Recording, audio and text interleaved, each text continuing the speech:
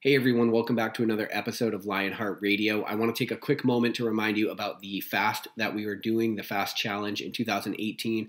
On January 5th, we're going to do a 72-hour fast. And if you've ever been interested in some of the effects and some of the health benefits that you can get from fasting, things like improved hormone production, reduced inflammation, increased cell regeneration, things like that, then go ahead and sign up for the fasting challenge. We're going to all do it together on January 5th. We're going to send out support. We're going to actually have a support group so you can talk to other people who are going through it with you. As somebody that's done a prolonged fast, I can tell you that having a support group is everything. I've tried to do it with and without, and if you try to do it without, it's pretty hard to get through it successfully. On top of that, we've created a free ebook that by signing up for the fasting challenge, you'll also get access to that, exclusive audio content, and a host of other things. Go to lionheartrad.io and sign up for the 2018 fasting challenge.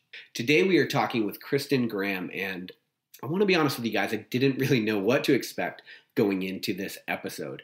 There are times where somebody builds a really big social media following, and that's not always indicative of their ability to talk knowledgeably about training or even for them to actually be able to perform, right? Because when you look at something like Instagram, it's a very visually oriented thing. So you never know whether the people that are really high level there actually know shit about competing or about success in life.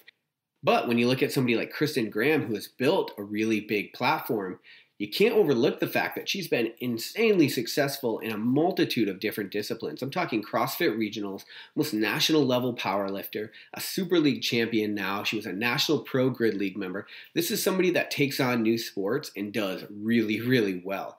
And so we do a good job at diving into kind of what the training is like, and then also the mindset behind approaching all of these new sports, all of the things she does, from owning businesses to fitness modeling to training, and how she tries to instill that approach into her daughter. And so Kristen has done a great job of building a life by her own design, and those are the people that I'm super excited to get on Lionheart Radio, because you get a candid look at the approach. And so without further ado, this week's guest, Kristen Graham.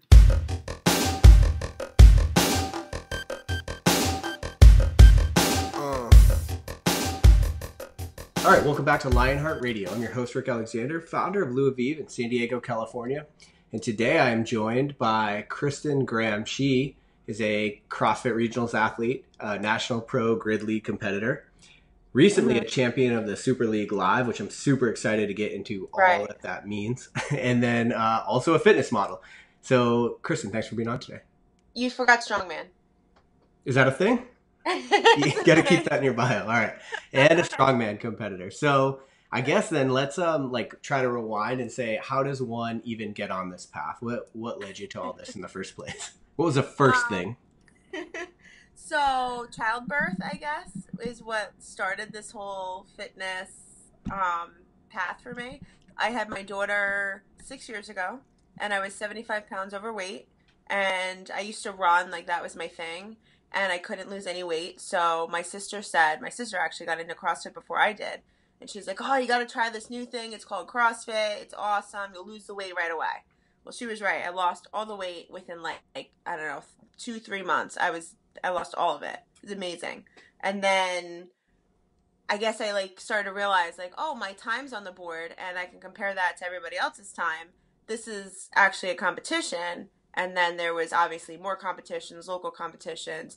The Open came around, and it's been a whirlwind ever since I realized I could compete in fitness. Right. So. Do you know who Nicola Denise is?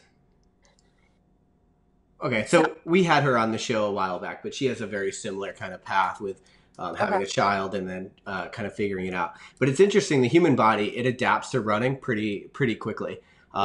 And so that's actually probably a pretty common thing, is people realize stubborn fat just won't go away from running.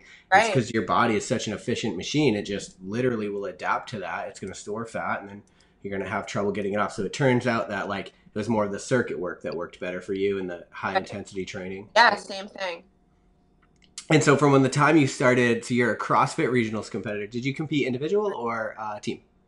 I was individual in 2014, and I was just on a team at Coliseum Strength 2017. Okay.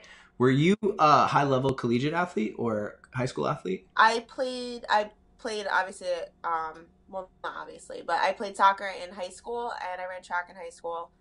Varsity, 3 out of 4 years for soccer, 4 out of 4 for track. And I played soccer my freshman year of college. Okay. So that And gives then us a work kind of got in the way. right. So that gives us a little bit of insight, but it's like I can't even tell you how many people start, well, you know, but how many people start CrossFit and then they harbor these ideas that they're going to like go to regionals and go to the games and then they get Oh, so into many. it. Yeah, and Yeah. you realize how hard it is. So like how long were you doing CrossFit, I guess, by the time you actually hit regionals? So I started CrossFit. My daughter was born in 2011, so I started CrossFit in 2012. So 2013 was my first regional. I started during regionals, or I'm sorry, during the Open in 2012. So I didn't compete in the Open. I would just kind of walk through the door at that point. So 2013 was my first Open, and I ranked like 100 and I don't know 15 to 120, something like that. And I thought that, I mean, that was like pretty good for my first kind of go at it right out of the gate. Yeah, do you Um, remember out of how many? I don't know, in the Northeast in that It's year. thousands either way. Yeah, Yeah, thousands. yeah. Okay. I mean, I was happy. I was really happy with that. But the athlete that I am wasn't good enough for me. Like I needed to go. Like I need to go to the next step. I need to go to regionals. So I found a local coach who is now actually one of my business partners, and we worked together at the gym, and he's been coaching me really ever since, and pushes me, and my husband the same thing, just pushes me, and like there's no stopping. Like I just, they don't let me stop. I just have to keep going. So the Open for 2014 came around, and I was going. There was no ifs, ands, or buts about it. Like we put in the work, and I qualified, and I went. I mean, every time I go, I seem to like every year I like either make it, like just make it, or just miss it. So Mm. I'm definitely like at that level where like I'm definitely always like good enough. It's just did I cross the line or did I get held back from the line? So Right, and it's like, well, did the workouts pop up in your wheelhouse? Like that's a huge factor, especially if yeah, you're kind of on the cusp. It's like if a right, workout pops in that you're really great at, that could put yeah, you over, vice versa. right, right. Well, I had gotten what did I get? Bronchitis 2 years ago, 2016. Um, that was like 2 years. So 14 was the old format for the Open and regionals and everything. 2015 they changed the game, so now only 20 athletes individually qualify for regionals, and that's when like I finished better than I did the year before, but the year before I qualified because it was a bigger group of athletes were able to go. Now they changed the game in 2015 so less athletes could go. So it went from like 50 to 20. So I missed the cut for that year. So then I worked even harder, and then I ended up missing it by one place in 2016. I got bronchitis, and I Mm. still competed in the Open. I didn't stop, but one spot I missed it. I was devastated. Yeah, so I will submit that getting one place away with bronchitis in 2016 is actually your fitness is actually probably markedly like Yeah, 100 times improved yeah, from 2014. yeah. Like it was the what is it? Handstand push-ups, deadlifts, rowing WOD. That's like when I kind of got. Well, I started to get the bronchitis the week before, but it wasn't enough. Like the WOD wasn't hard enough to really like tax my lungs. When I started flipping upside down for the handstand push-ups, I finished that workout. I'm like, oh my god, I suck at handstand push-ups. Like I'm just this is something I need to work on, and I hit that. It kept coming up in my programming. My coach kept trying to make me do it. And I was like, no, like I just mentally, like I can't wrap my head around doing it. Like I'm not ready. And I finally did it, and I did it with my team, prepping for regionals 2017, and or prepping for the Open 2017, and I destroyed it. So I was when it came up again for 2017 as the repeat WOD, I was stoked. Like I was ready for it. Nice. So Yeah, and yeah, and I'm suck not being pretty good relative. at regular handstand push-ups. So Right, but even suck being relative. right. Because I think it's like it's literally like 0.001% of people that start the Open get to regionals. It's something crazy like Oh that. So, yeah, it's 1%.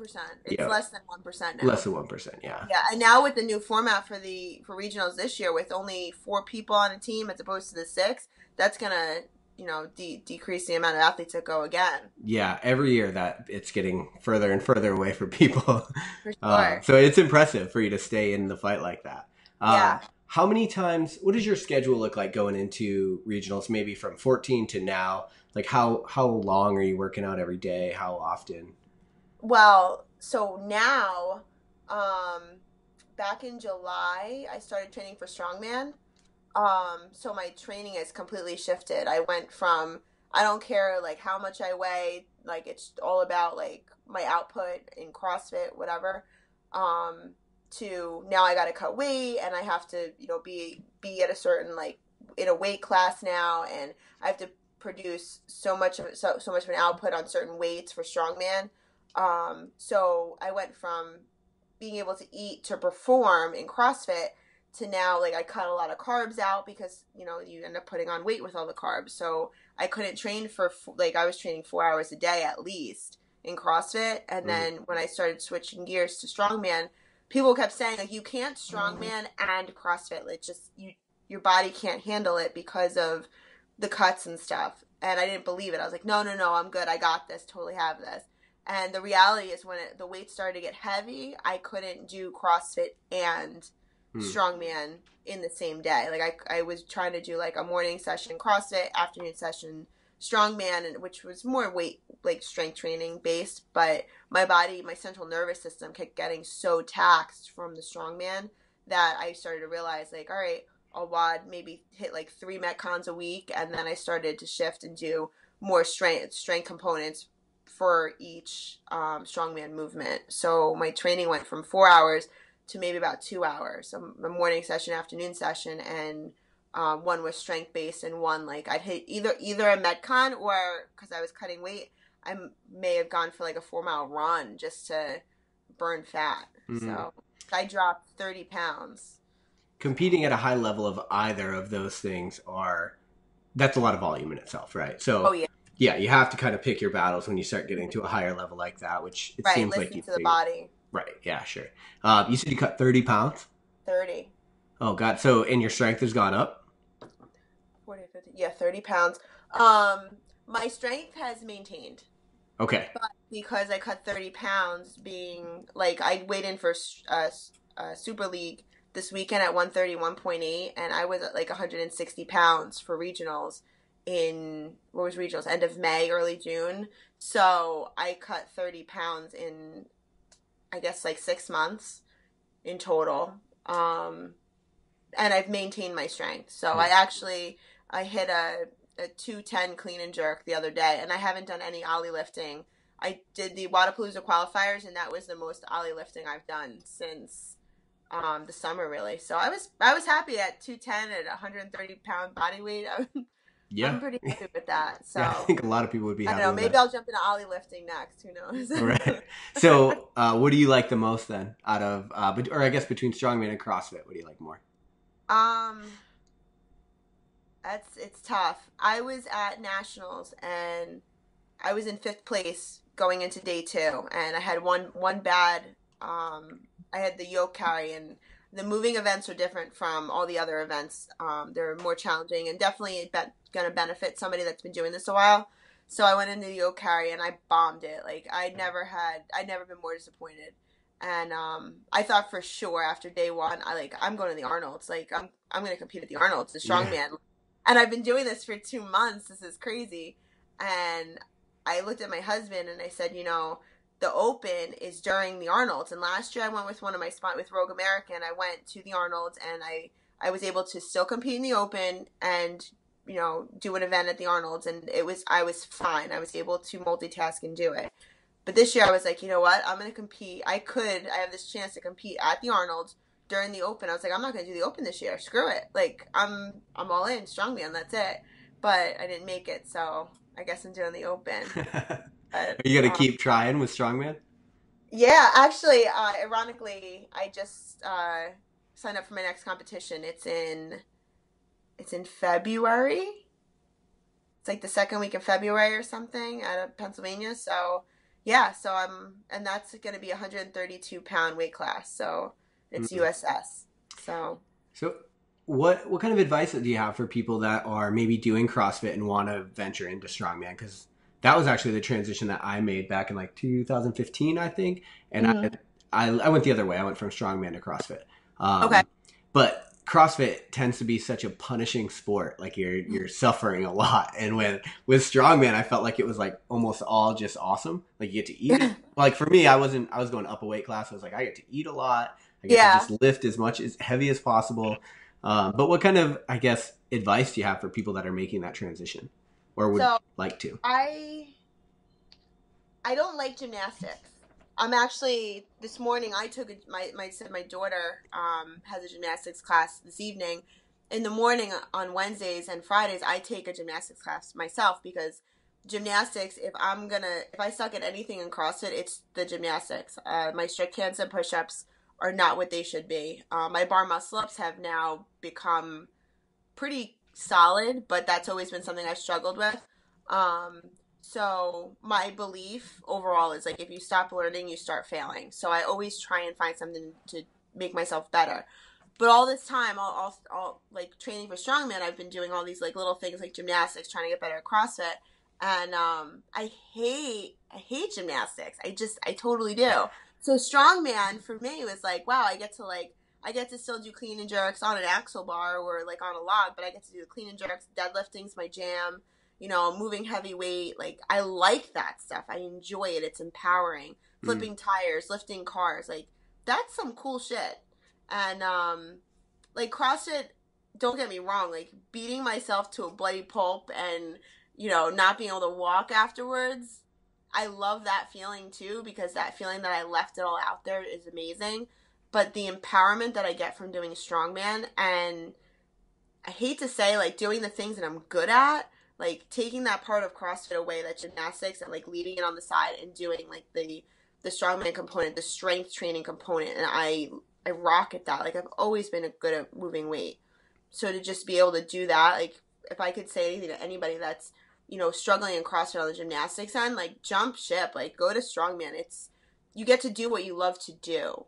And there's nothing more empowering than being lifted up as opposed to just being beaten down every day with something that isn't making you happy anyway. Yeah, for sure. And so I hate to point out the obvious here, but Strongman is a typically very masculine sport. And when I've competed, there were women, some groups or some competitions, I guess, had more than others. Right. But what has your experience been going into a sport like that as a woman, finding success? And then I guess the second part of that question is, what would you say to other women that might be thinking about the same thing? I think there's a women's movement going on. This is going to sound so lame, but okay, so I watch WWE. Like I'm a big fan of like Total Divas. Okay. There's something, especially like I have a little girl, so there's something very awesome about seeing women and like the empowerment and everything. And CrossFit, I don't think has really ever struggled with that, which is why CrossFit is such a arms wide open kind of sport. Strongman for sure, like it's definitely strongman. It's not strong woman, and they're trying to, I think, make a shift there. There's definitely more women getting involved in it, but there's definitely less. Like, look, going to nationals, there was less women than there were men. So it's definitely very popular on the men's side. Same thing with Super League. I think that there were a lot more men than there were women. I think women are afraid to be strong, and I don't know why. I've never really been afraid to be strong. I think there's like that fear of like becoming more masculine, but I feel like I'm saying it myself. Like I don't think I look masculine. I definitely have muscles. I think losing weight and cutting weight for Strongman has made me look even more feminine. Like it's leaned me out, and I think that I don't know. I think it's a little bit more sexy. I get a little more attention. I'm trying not to make it. I don't know. Well, interestingly enough, because you actually have a career as a fitness model as well. Right, but that kind of happened because of CrossFit, and it really has taken off since I started doing Strongman. It's ironic. Yeah.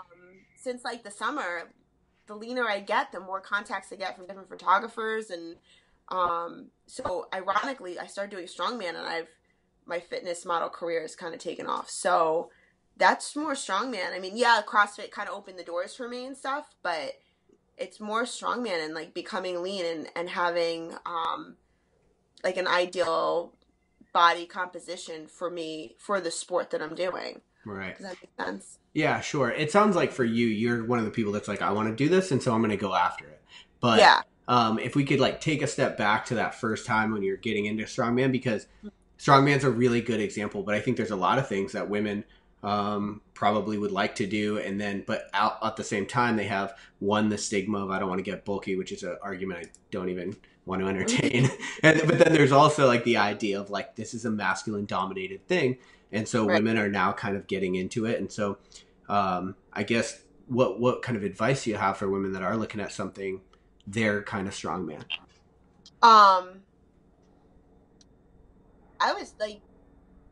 I went to starting strongman seminar. We do a strongman class at my gym. I did like the CrossFit strongman cert. Just like kind of put yourself out there and find something strongman related and go there. And like if there's somebody that's, you know, I went to Rogue American's HQ event. Rogue American is one of my sponsors, and they had a grand opening this summer, which is what made me do the strongman. Rob Oberst, professional strongman athlete, was trying to get us to lift a car, and none of the girls could even hold it. I was able to hold it, but I didn't want to hold it. I wanted to lift the damn car by myself. Yeah. So I was like, I got this. I strapped up, I put my belt on, and I took my breath, and I went to go lift it, and it was a struggle, but it came up, and I'm holding it at the top, and out of the corner of my eye, I look back, and I'm like, you son of a bitch. I saw him standing there, and he's like, I barely touched it. I'm like, but you touched it, so it's a no rep. Like, my CrossFit mentality is like, I don't care. Yeah. It's, you assisted me in the slightest bit, it doesn't count as a 1 rep max, so it's not a car deadlift. I may have held it. I may have been the only girl that could hold the damn thing, but it doesn't count. So the whole weekend, I had 2 or 3 more days left. I kept trying to lift the stupid car. My back was shot. Getting on the airplane to come home from Austin was a nightmare. But I called my buddy, who's a welder, and he made me a car deadlift platform. And I have since lifted my car and obviously started strongman. But that feeling of being had by something is something that I don't think anybody really likes. So if somebody's interested in maybe looking at strongman or any sport with weight training in it, ask questions and take part in it, because there's nothing cooler. Even if you're doing like, I don't know, like a dumbbell curl, like if you curl 20 pounds, you've never curled 20 pounds before, it's empowering. It's going to make you feel good. So just go after something that you might be interested in and ask questions and do it. Where do you think that drive comes from? Because like we were talking about going to regionals, you're like, this is something I'm going to do. And they're like, I'm going to the Arnold, right? And it's like, so you're so driven to get in the gym for 4 hours a day, 2 hours a day. Where do you think that comes from for you? I mean, I kind of joke with my mom sometimes. When I was little, there's 3 of us, and she used to say, I don't care what you do. You know, you're growing up, you're not really sure what you want to be when you grow up. And she'd say, I don't care what you do. I don't care if you work at McDonald's for the rest of your life. But if you're going to work at McDonald's and you're going to serve food to people, I want you to be the best McDonald's food server that you could be. And I'll be proud of you. So taking that and everything that I've done, I don't want to just do the open. If I'm going to do the open, I'm going to redo the workouts, and I'm going to put my 110% in every time that I do them. Like we've kind of made, you know, with the idea of going to Arnold's this year, or dare I say, considering Super League has an event right in the middle of March that I originally said no to, but I'm still kind of thinking about. But my husband was like, just do the open, but you don't have to go crazy. And I'm like, no. If I'm going to do the open, I'm going to do the open. Like, there's no half-assing it. Like, I'm not just going to do it. Right. I'm all in. So I guess it came from my mom growing up, my mom and dad. But when I tell my husband I'm going to do something, he's the one that's standing behind me, and there's like a force pushing me. So if anybody follows me on Instagram, you could hear his voice on all my especially like deadlifts and stuff, like my strongman nationals video I just posted a couple weeks ago. You could hear him yelling up on the video. Nice. You know, Yeah. it's like, it's ridiculous that like, and you could hear that noise. It's almost like I stand up every time he says something. So it's almost like there's a force helping me lift the weight. Like, it's not just me. Like, I'm not the only one doing it. There's somebody else helping me, and it's probably him. So, Right. that belief that I'm going to do it. Yeah, and not for nothing, I think just you committing to something so fully, I think there's a lot to be said for that. Like, Yeah. how you do one thing is how you do all things. And I think if you commit like that, it seems like, whatever it is, universe, whatever you want to call it, kind of conspires to make sure that like you're successful in that thing. Right. When you're that committed. So all these sports are a little bit, so yes, of course, CrossFit's gotten huge and all the other barbell sports are kind of behind it, but they're growing as well. Fitness as a whole is growing, but they're not the NFL, the NBA, MLB. How have you found to make a living doing all these kind of fringe sports that you love? Well, or are they enough to make a living, I guess? They weren't up until recently. I mean, I have some sponsors that take care of me. I'm also married, so I'm lucky in that sense. We have, his income and benefits and stuff like that. I own a gym, I get income from that, and I own a cafe and I get income from that. And I also, like I said, with my physique changing so dramatically over the last few months, I also do nutrition on the side. That business has exploded. Since people had seen like a vast change in me, it kind of, I guess, opened people's eyes like, oh wow, like she could do this for her. She owns a business. Let's reach out. And I've been getting a lot of contacts from that. So that's actually, so when somebody says like they're doing, fitness, like that's their career, there's usually more branches to that. Like I said, the gym, my nutrition business on the side, and, sponsors help too. So, Right. Have you always been business minded like that? Like capitalizing on opportunities as they present themselves? Oh yeah. Yeah, I'm a hustler for sure. Okay. Yeah, I don't stop. And that's one thing, like when people say, I don't have time to go to the gym. Like I was always that 5-6 o'clock in the morning, like go to the gym and then go to work. And then before I had my daughter, I would go back to the gym, or I guess now since I'm more intense, I go back to the gym regardless. But I was always there. I was always at the gym first thing in the morning. And then that would drive me the rest of the day. So I would be bright-eyed and bushy-tailed, walk into the office. I ran a budget for the Department of Banking Insurance for the state of New Jersey. So I was a government employee. And I ran a budget. So like, I like to say I have a couple brain cells to rub together. It's what like let me know that, I ran my budget at home, and I said, I looked at my husband, I was like, we're going to be okay. Like I could totally quit my job. Like the time is now. Like if I'm going to do it, I got to do it now. I can't wait 5 years and say like, oh, maybe the stars will align. The stars are aligned. Like this is it. Right. We're going all in, or we're just not going to do it. So the fact that I have a couple brain cells to rub together helps. It does. And every time I went to work after working out, I always had that. You have energy. There's a level of energy that you have, and I think that it comes from training and a healthy diet and that lifestyle that like you're go from like 5 o'clock in the morning. You don't just stop. Like you don't just crash if you're doing everything right. And I think even like being like I was a manager, and the people that were working for me, you could tell it, the people that worked out, that did something or like had some kind of energy, they worked out in the morning. And then you had other people that were just kind of like going about the day and couldn't function till 11 o'clock when they had their morning coffee. There's a difference between those people. Like I functioned when I walked in the door at 8 o'clock in the morning, I functioned. A lot of people don't until they get that cup of coffee. Like there's a difference between me between those people. Right.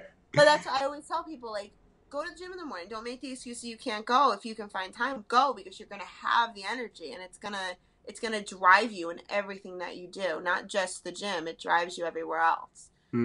It's like it falls everywhere. Yeah, no, you hit on some really good things I kind of want to unpack there, because I've noticed the same thing. It's like for a decade of my life, I literally could not talk to people before coffee. Like I need you to not talk to me. I need you to not be in my life. Just wait for me to drink this. And since I've like transitioned to like running my businesses full time and doing these things, I literally, and it sounds crazy, but it's like that Gary V. He like wakes up and he's ready to go. That'll happen when your shit's aligned, when you feel like you're aligned with your purpose. But the other thing that you mentioned there is that you saw the opportunity and you're like, now is the time we jump. Um, that's important because I don't think enough people recognize that. They keep waiting, like, just, I got to be ready. I got to wait till I'm ready. And for you, it's just a moment of like, no, let's make this a thing now. Yeah. Was that a difficult decision, or is it your husband is kind of like behind you 100%? Oh God, let's no, do he's this. so What's that? he's so scared. We opened up the cafe a year ago. We're actually having our 1 year anniversary party at the cafe Friday. So we opened up a year ago, and I said we opened up, and I was like, I'm quitting my job. This is it. We're gonna do this together. We have a couple of partners right next to the gym. Like, let's do this. And he's like, nope, let's just relax. Yeah. You go to work, and I'll handle it. And I was like, all right, fine. About 6 months we were open, and that's when I started to really like dot the I's, cross the T's, and make sure like we're all in. And like I said, I ran a budget. So if I can run a $64 million budget, I can run a stupid household budget. Right. So I sat down with him. I gave him a whole presentation, and I said, these are our numbers. We can do this. We're still saving money. We can do this. And then little things happen where like, the gym's doing better than we thought, and now the cafe is actually making money when it wasn't before, and like there's like those little things. So it was really scary, because I had a state job. It was a guaranteed income. I was almost vested in my pension. That was everybody thinks I'm crazy. Yeah, I was almost vested, but there's that fear that what if the pension's not there? So I was like, you know what? I'll take the money. I'll put it in a 401k, and I'm not an idiot. Like, right. I'm 32. I'm not a child. And I think when people work with me, they realize that you're not dealing with somebody that's 18 years old and trying to get in the fitness industry. Like, I'm 32. I'm a weathered adult. Like, I've done things. Business related that are that could benefit different companies. And I have relationships with different people, and you're dealing with an adult. You're not dealing with a child. So I think that actually benefits me, as a athlete or a fitness model, whatever you want to consider me, going in, like being in the community. People, I think there's a respect for that. Yeah, for sure. Well, it sounds like you minimized the downside, but the fact that you left the golden handcuffs is a lot of things that people cannot do. It's scary. Yeah. It's scary every day, but it's man, it's worth it. I'm going to Dubai next week. That's cool. Nice. Who gets to say they're going to Dubai? If you go, there's an indoor snowboarding mall. If you get a chance, it's pretty fun. So you've built this really cool life for yourself by your own design. How do you instill that in your daughter? Is it you living as an example, or like what do you think? Oh yeah, for sure. Like I said, she's into gymnastics now. She has her own barbell. Like, she spends, my kid, I know, like, people don't agree with the way that I raise my kid. Like, she spends her afternoon, like, she comes to the cafe, she does her homework, she comes to the gym, and she watches mommy work out, or mommy and daddy work out, and that's the way her night goes. And then we come home, she's already eaten dinner, and, and we do, like, our evening routine, but she sees me fail at lifts, she sees me cry, because I'm a girl. I'm a chick. I cry. Like, I have a bad day. I cry. I get emotional. I get hormonal. And she sees it. And there are days when I'll walk over. I'll sit down next to her on the bench, and I'll say, mommy couldn't do that yesterday, but mommy did that today. And she gets excited. And whether or not she really understands whether or not she has a full understanding for what is happening, to me is irrelevant. The fact that she knows that mommy failed and mommy conquered. Those are, I think, really important. I think that's something you can't get through everyday life.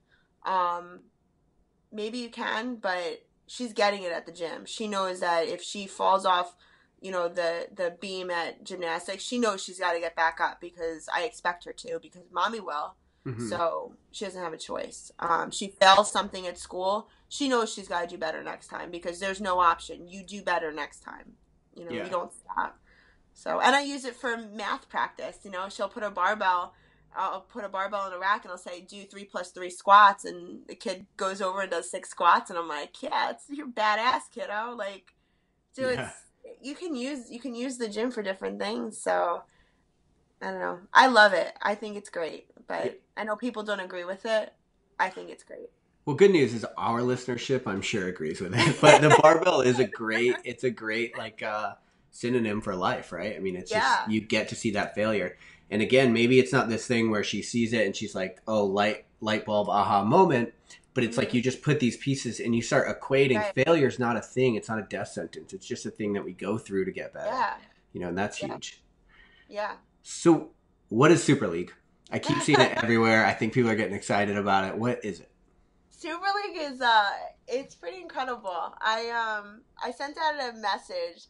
They say like, reach out if you're interested in doing it. So I reached out and I was like, what is Super League? And Jay Jung got on the phone with me. He's the CEO of Super League, and he was like, can you get on a call with me? I was like, yeah, sure. So I guess he liked that I was like in CrossFit and Strongman, and we kind of talked a little bit. And then I went to Vegas for Strongman for Nationals. And I sat down with his crew, and we kind of talked a little bit. And I left, and I wasn't really sure if I was gonna do it or not. Like, it sounded really cool, but I didn't really get the feel that they like definitely wanted me. Like a week later, I got a text message from the athletic director saying, you want to go to Montreal. So I was like, okay, I got to get my passport. I had to get it for Dubai anyway. So I got my passport and I got signed up, and I knew I had to make weight. So I was already used to that from Strongman. And so they have a physique component on day one. So they take like your measurements, your body weight, and they compare, which I'm not used to. Like, I have no idea how I stack up against bodybuilders. Their bodies, their physiques are absolutely mind blowing.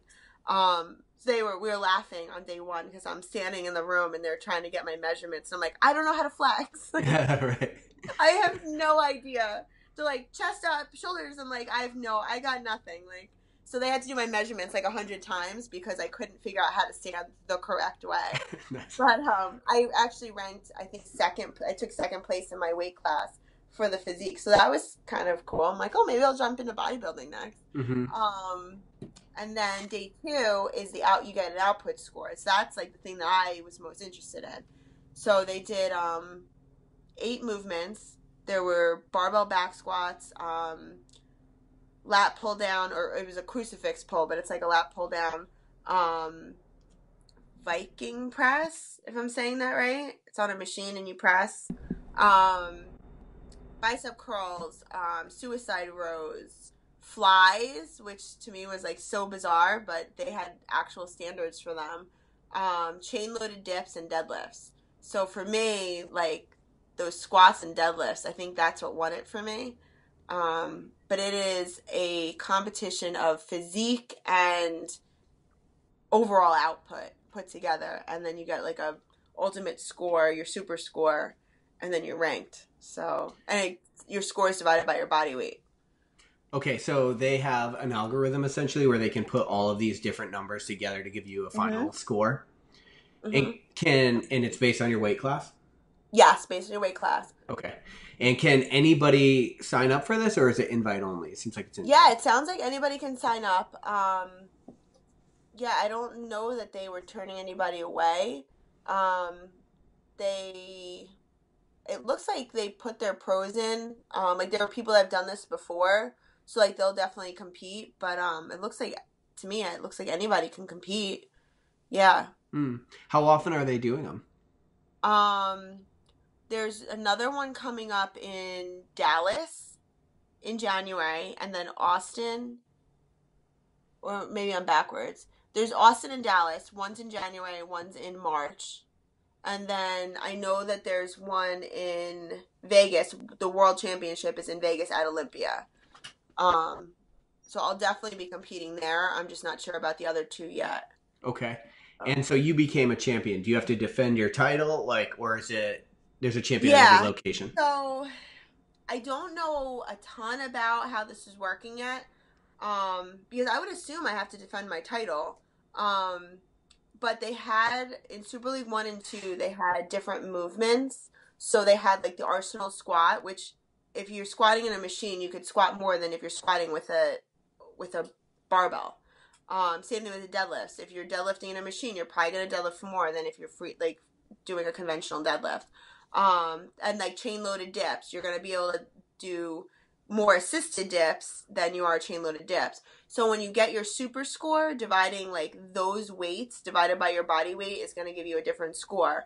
So on there, they have an app, which is great to kind of track it, although it kind of pisses me off because now I'm like, I think ranked 7th out of everybody in my weight class. Meanwhile, I'm the interim world champion right now. But it's because my score is based on actual back squats and conventional deadlifts and, the chain loaded dips. So I'm actually doing the dips. So my score, or the score, I guess, from here on out is going to be, there are standards that have to be upheld. You have to meet, movement, range of motion requirements, which they didn't have in the past. So now we have that, and then the movements are a little bit different. So because of those big changes, they didn't tell us ahead of time. They told us like the day of that whoever won their weight class would be the interim world champion and would receive their pro card. We weren't even supposed to receive our pro card on Saturday, but we ended up doing that too, which was a nice surprise. I thought I was just competing for a chance to compete at Olympia. So I was happy with that. Yeah. Did you like it? Do you see it growing? Oh my God. It was incredible. Yeah, I definitely see it growing. Especially with bodybuilders. Like a lot of times, like I have a few bodybuilding friends, different people, like figure and physique, and they're afraid to build on their strength because if your hamstrings get too big, it's gonna mess with your size. Ratios, things aren't gonna be right. Things aren't gonna be so symmetrical and stuff. And to me, I'm like, are you kidding me? Like, God, if you tell me I can't deadlift 400 pounds because it's gonna make my ass look a certain way, like, you can go to hell. So, right. But they're afraid of that kind of stuff. Like, God forbid they do an extra rep because they might not be quite so symmetrical or whatever. I think that the people that came out and competed, at least in Canada this weekend, they were looking for something that they were looking to satisfy something that they weren't able to satisfy in a regular bodybuilding competition. I think a CrossFitter or strongman athlete or a power lifter, even if they have any kind of physique that they think is comparable to a bodybuilder or whatever, they should definitely like sign up to do it. I don't really think that there would be a reason not to. The difference between that and CrossFit, though, it was a totally different stimulus. Like, I was like I was overloaded. My nervous system was completely overloaded. It's like literally 48 minutes of straight heavy lifting. Okay, because some of it's max reps, right? It's all max reps. Okay, so it's not max 1 rep, it's max reps in a certain time period? Yeah, 12 reps at every movement.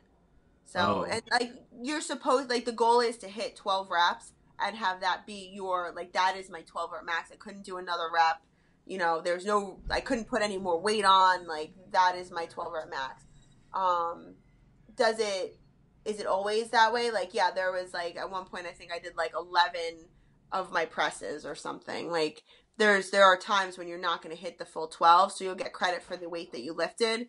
But the goal is to hit 12 and get as much weight as possible. So what they're looking for is how much total weight can you move over 12 reps and 8 movements over that 48-minute period, because you get 6 minutes at each movement. Oh, Jesus. Sounds like a math problem. Oh, my God. Like, it was...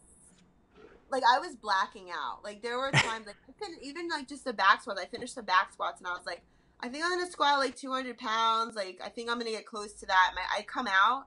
They do the intro, which was so cool.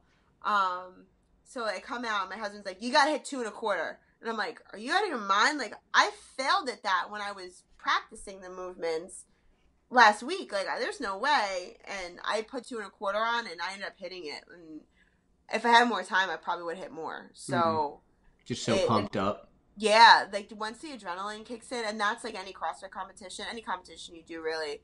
Once the adrenaline kicks in, it's like another game.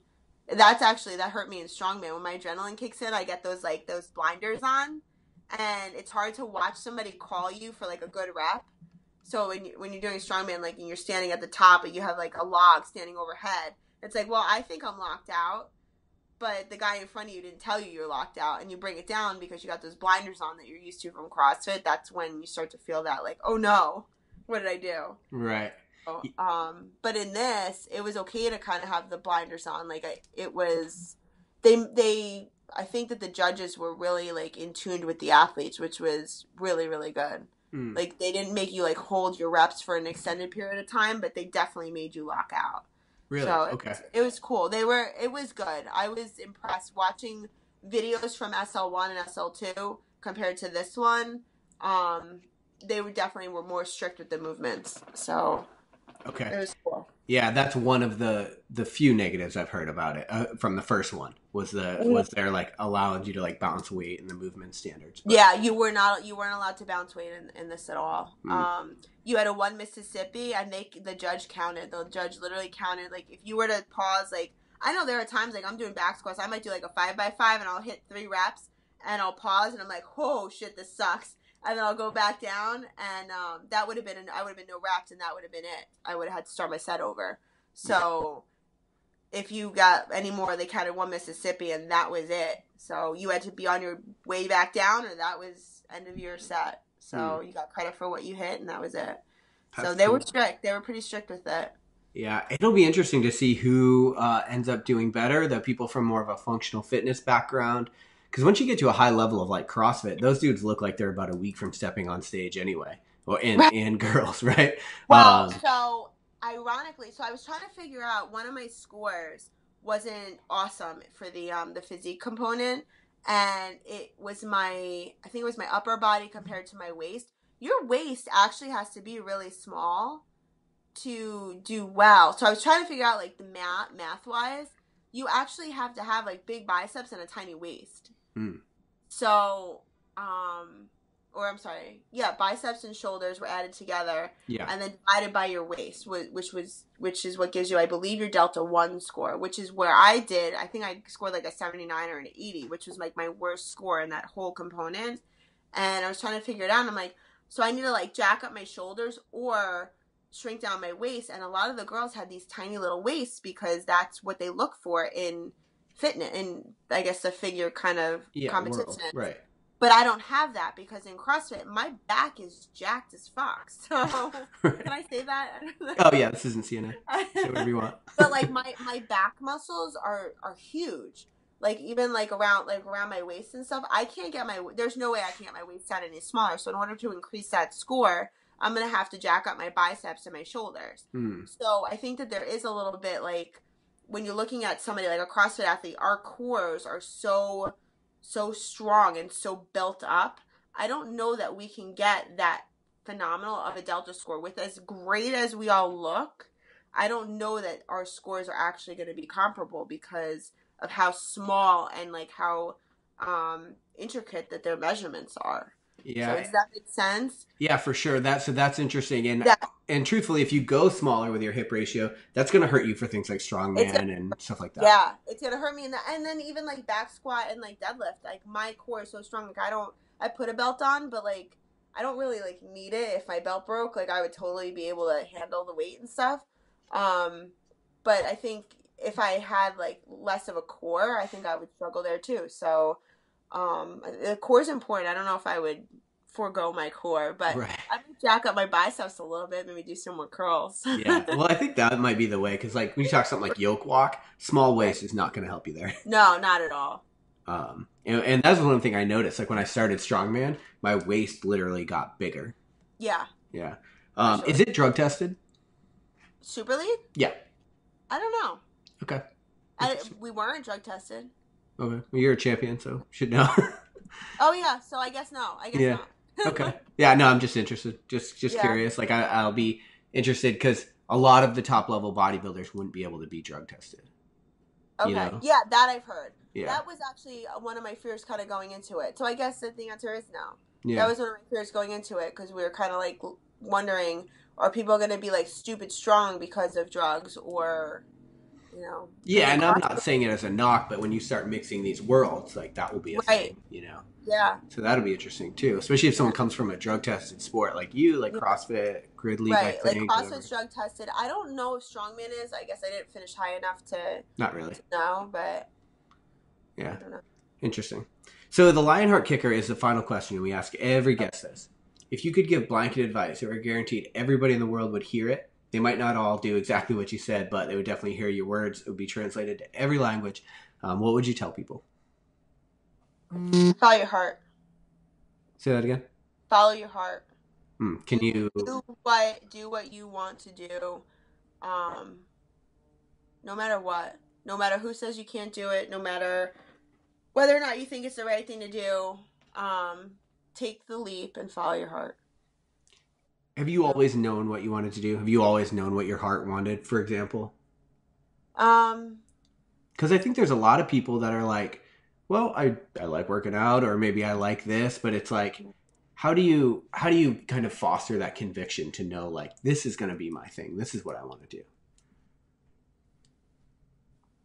When I wake up in the morning, working out, like knowing what competitions I have lined up, it makes my heart tick. Like it makes my heart beat. I signed up. I think I said earlier, I signed up for a new Strongman competition today. I needed to have something substantial, and I don't know why Wadapalooza didn't do it for me. Maybe that's a sign. Yeah. It's January, but maybe, I don't know. Maybe that's a sign for me. But I needed to have something in the books that I'm training for to feel like I felt kind of lost this morning, and I don't like that feeling.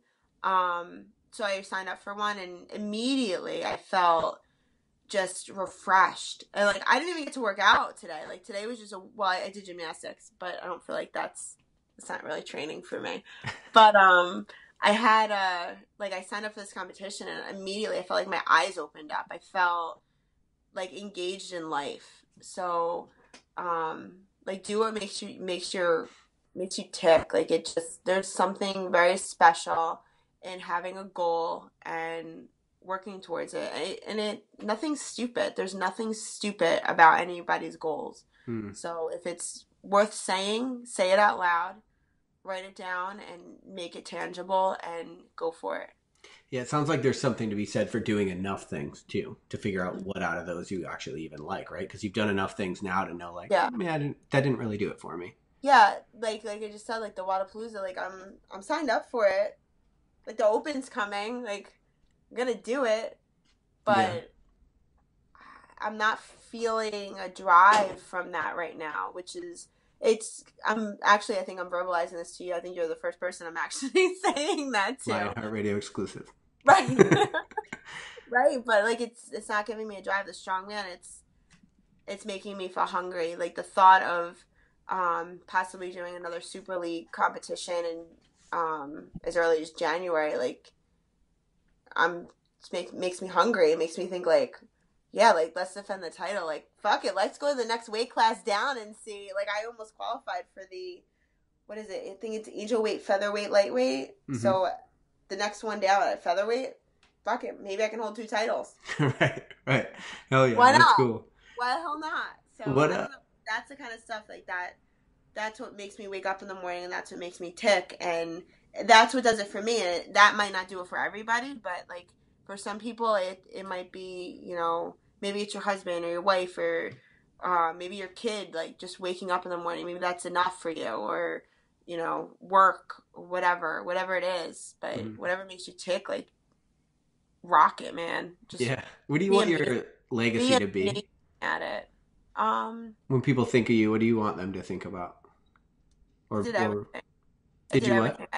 I did everything, and I never held back. That's what I want to be remembered for. I think you're doing it. I think you're nailing it. Yeah, I think that's fair. Yeah, for people that are listening to this and they want to follow along with your journey and support what you're doing, where's the best way for them to do that? Well, I just found out in Armor, my supplement company, they're going to be doing a Ask Kristen. I think I'm going to be splitting time with Dave Paderak, but we're going to be doing like they're going to be able to send in questions, so I'll be answering questions weekly on Instagram Live. So that'll be cool on In Armor. But my Instagram is kgramsfb. My website, nutrition counseling, is kristengraham.net. Yeah, I'm all over Rogue American, so Perfect. definitely buy my coffee. Yeah, we'll link all of those up in the show notes Yeah. of this episode. So if people that are driving, you just wait and go to lionheartrad.io and we'll have it there. I'm super excited to find out how many sports you end up dominating in the next 5 years. Thanks for being on, Kristen. I really appreciate it. All right, thanks a lot. Perfect. Thanks, guys. Bye-bye. Thanks for listening to Lionheart Radio. I hope that the information from today's show will make you fitter, happier, and healthier. For the show notes of this episode and every episode, head to www.lionheartrad.io. Yep, just like Lionheart Radio. And please, if you have the time, head over to iTunes and give us a 5-star rating. It really helps us to know that we're on the right track in delivering you reliable information and value. As always, feedback is welcomed. If you have any comments on the show or like to suggest a guest, send me an email at rick@luavive.com. That's LUAVIVE.com. Thanks for your support, and we will see you next time. Bitch, I feel good. Don't I look stupendous? My shine is so endless, and shit you can do to end this. Even when I'm dead, niggas still gon' bump that chip shit. Coke, white, Escalade on cinches for you dipshits. So you won't forget this. Midwest nigga be the coldest. Cleveland.